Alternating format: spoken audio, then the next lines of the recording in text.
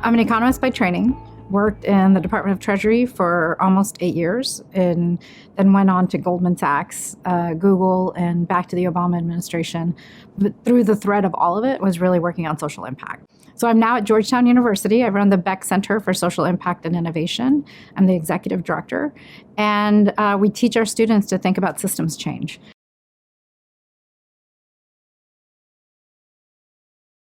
When we first started looking at pay for success or social impact bonds, people would laugh us out of the room. I mean, literally, people like, right. Or there's two types of answers that came. One, this is privatization of social services. By the way, we've done that 50 years ago, and we were not good at it. Or, why would the private sector care about social good? And we have both of those answers. But you start doing small programs, small ideas. The UK started with one prison in one area, and then they showed what was possible. Then all of a sudden, somebody else's imagination sparks, and they're like, well, wow, we could try it in healthcare, or we could try it in education, or we could try it in other places. And all of a sudden, what was a very small idea in one prison, in one set of population, became a spark of imagination of what can you think about doing pay for success for a health system? Could you think about doing pay for success for girls' education? But that was not the original idea. I think Candor works in two ways. One is being from the foundation side, you need candor to have that conversation and be willing to ask ourselves, like, are we doing right by the population? Have we learned something in the process? I think you also need candor in the partner you invest in. At the end, we will have all papered over the outcome. So I think who you invest in matters just as much as how you come into the problem. If we're not honest about what is possible and what is not possible, we will do a disservice to the population from the nonprofit side as much as from the investor side. So hearing yourself, listening, and making sure you're clear about what you're delivering on.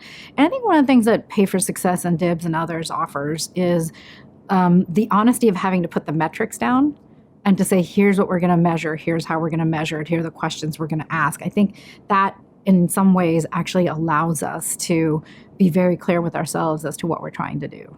Whoever is sitting at the table with us, we need to make sure that the communities are represented at those tables. They're really smart.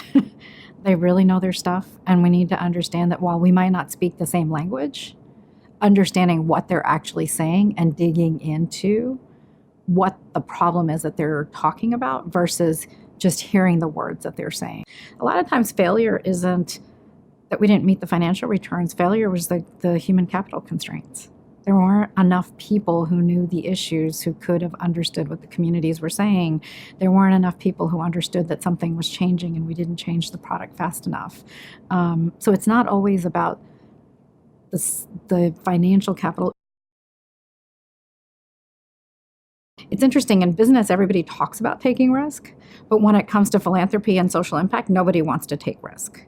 They're afraid they might do something wrong. And the challenge with that is that the alternative is the status quo, which is just as bad. Part of it is guiding, remembering what's the problem we're trying to solve.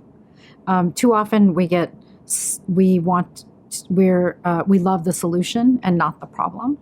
Love the problem, not the solution. So come in saying we want to solve a problem and then think about how our expertise can solve for a problem. Don't fall in love with the solution and then find a way to use that solution for everything. And I think that's important for everybody that comes to that table to say we're here to solve a problem. Here's what we're trying to solve. But keeping that North Star of what the problem is and not the solution, I think brings people to the table to say, okay, we can solve for this. Scale, and in my view, scale has two terms. Scale is depth of scale. So are we actually solving the problem all the way down? And then breadth of scale. Is that being replicated? Can we do it many more times? And how do we do it? Too often we're on the many more times and never on are we actually solving the problem? So yes, I got girls to stay in school for 3 years. Now I'm going to go globally and get girls to stay in school for 3 years. But what it didn't do is graduate girls from high school.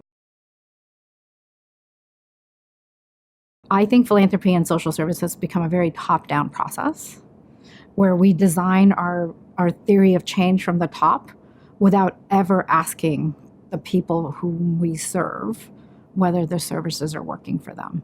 And yet we all mouth the words bottom-up development and bottom-up transformation. The tech community starts with, we do data-driven decision-making, but we never ask the poor what they need. Forget the poor, middle class, anyone. We don't actually ask what they need. We tell them what we're going to deliver.